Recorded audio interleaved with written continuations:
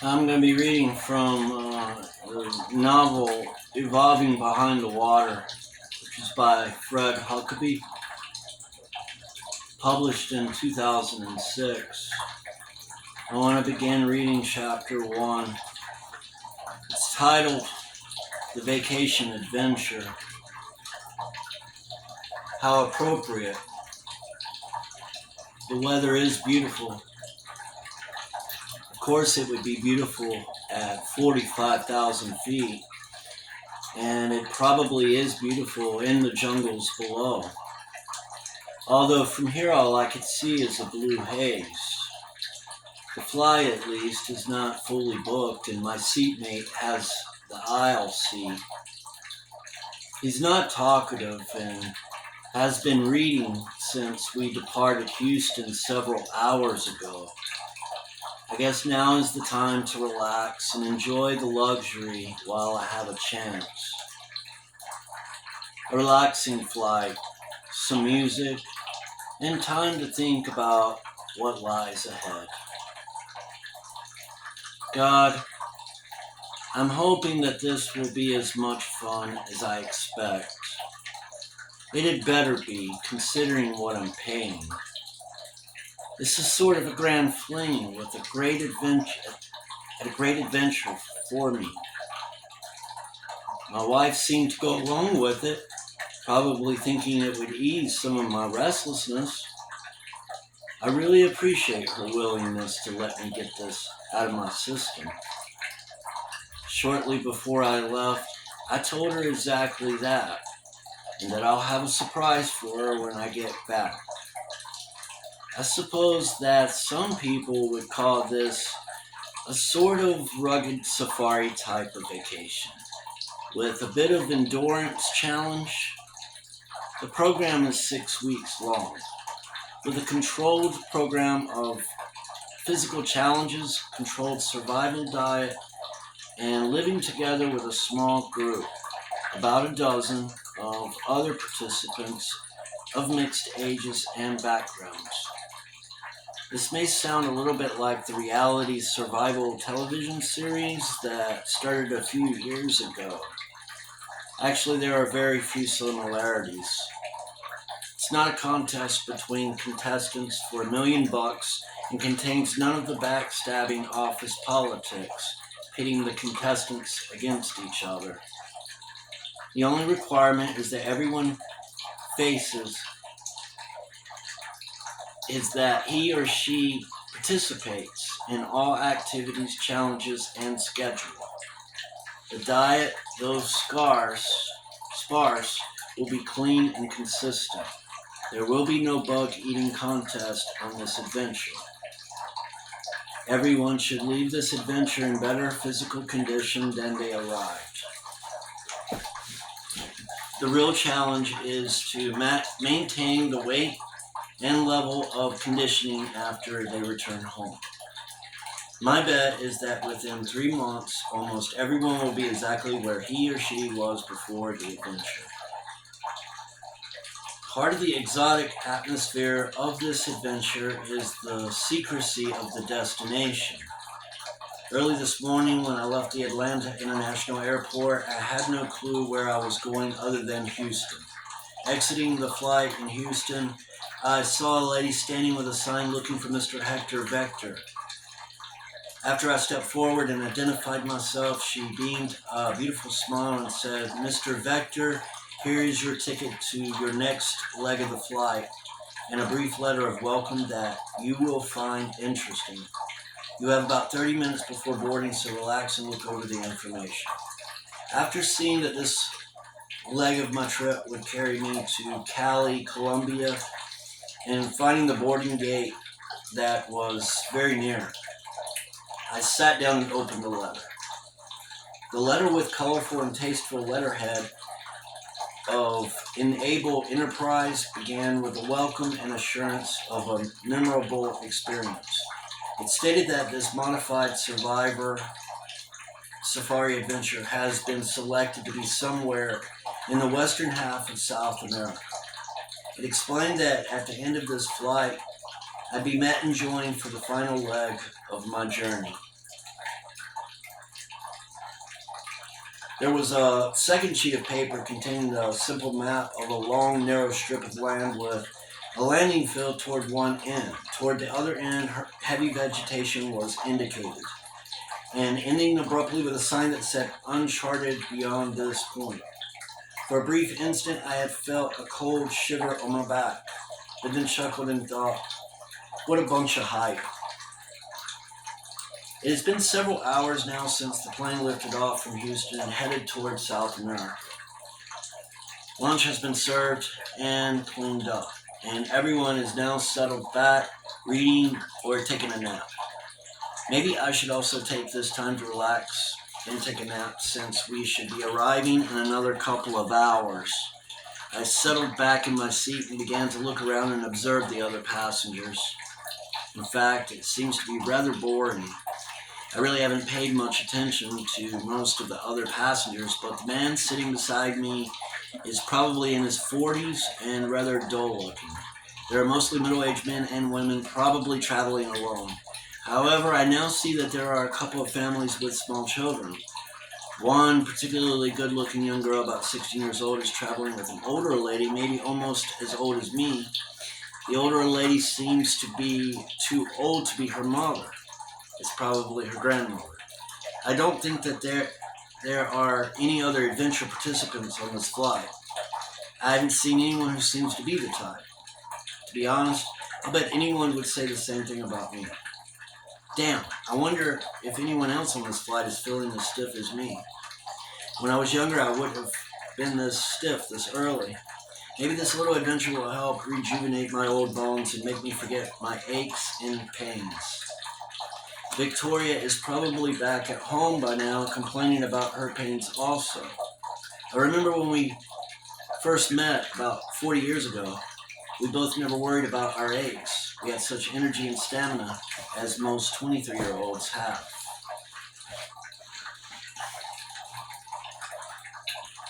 What is this? Was I just dreaming, or is there a different sound? Maybe I was dreaming.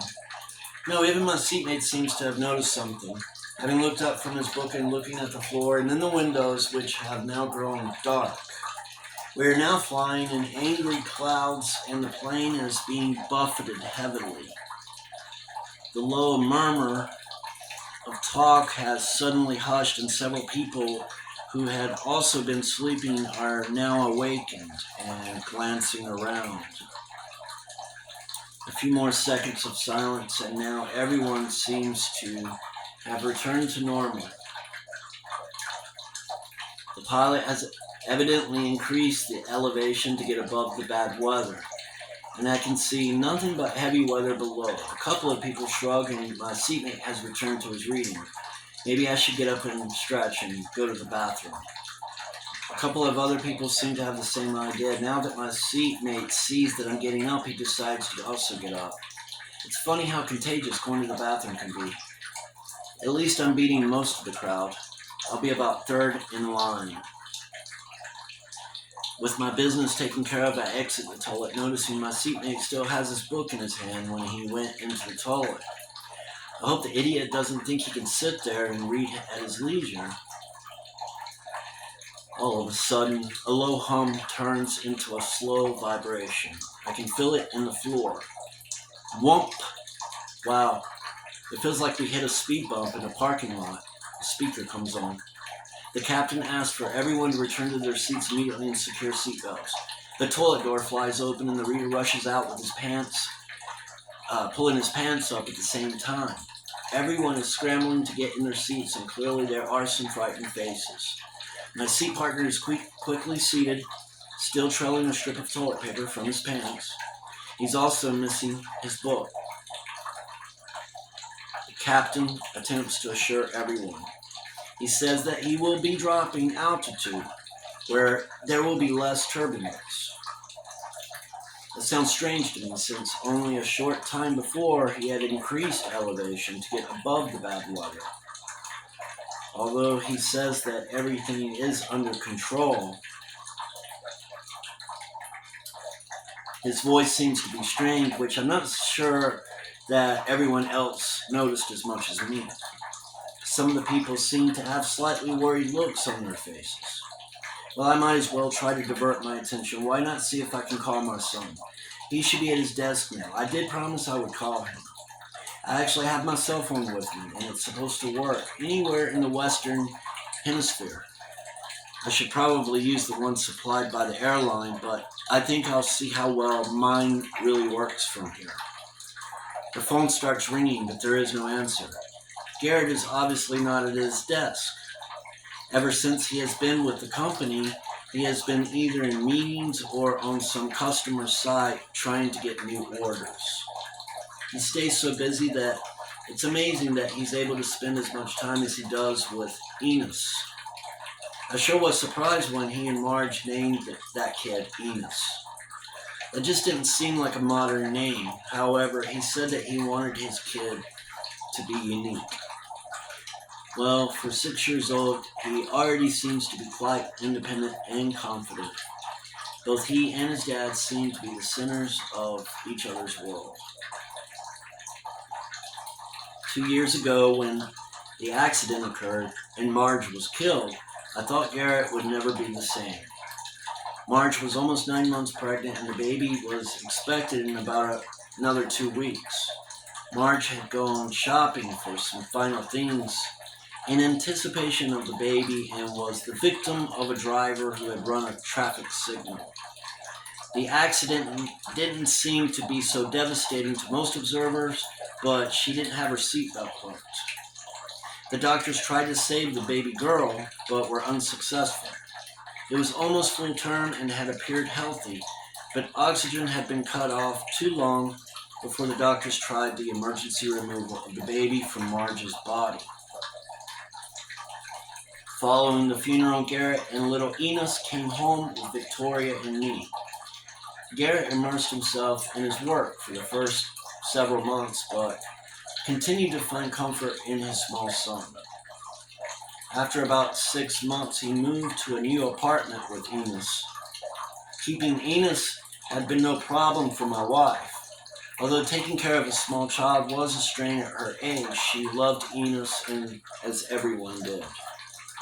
As time passed, Garrett and Enos grew increasingly closer, but the loss of his wife and baby girl had a devastating effect on Garrett.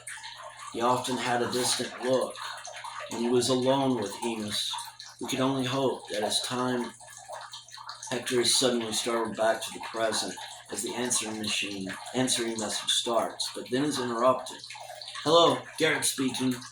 Hi, Garrett. I was about to hang up. I thought you were probably away. Hi, Dad. I was just in the next office and heard the phone ring. What's going on? Are you there yet? Well, almost. We should be beginning our descent soon. We had a little excitement a few minutes ago. First we hit some bad weather, and then a little later we had a rattle and bump in the plane, and it scared the pants off most of the people. The pilot reassured everyone and changed altitude, probably to start our descent soon.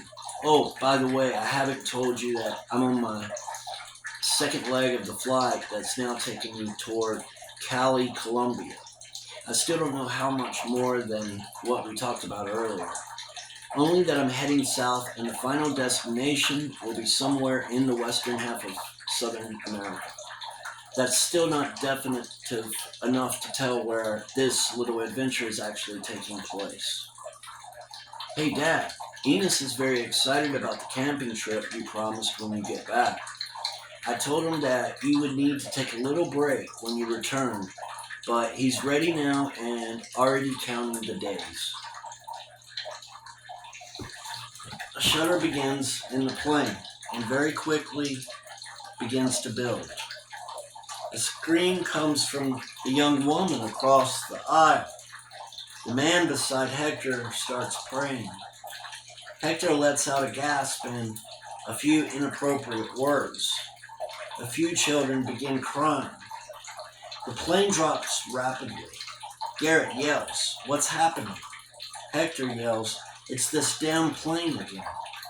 The stewardess comes on in a breathless voice, urges everyone to tighten his or her seatbelt to remain calm. She starts to rush forward to her own seat. Looking out the window, Hector sees that the clouds have broken up and he can now see the ground.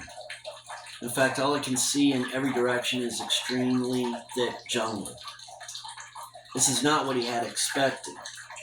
He had been to Cali once before, and the terrain isn't right. Something comes loose from the left engine and flies past with sparks. For a few minutes they have been in a steep dive, but begin to pull up and level off. Hector hears Garrett yelling from somewhere. "Oh, it's the phone," thinks Hector. "I have stuffed it in my jacket pocket." He sees trees below and all around them, and at about the same time there are small sounds like hell. We're just skimming the topmost branches of some trees, he realizes. Bang! Another loud concussion and a rush of air. The door beside Hector blows out. Several small items fly past him. He feels his seat is coming loose.